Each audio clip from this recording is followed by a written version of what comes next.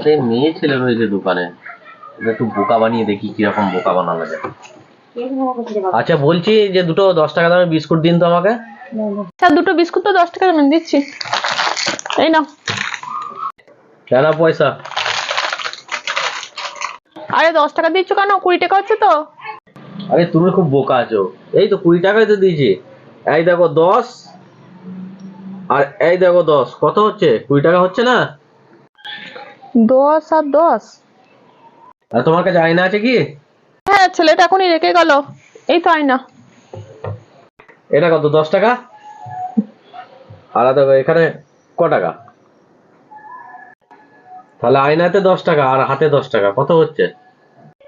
ও, তাহলে আয়নাতে 10 আর এই 10, তাহলে 20 টাকা, তাহলে তো ঠিকই হচ্ছে। তাহলে 20 টাকা হয়েছে তো, আমি নিয়ে যাচ্ছি বিস্কুটটা।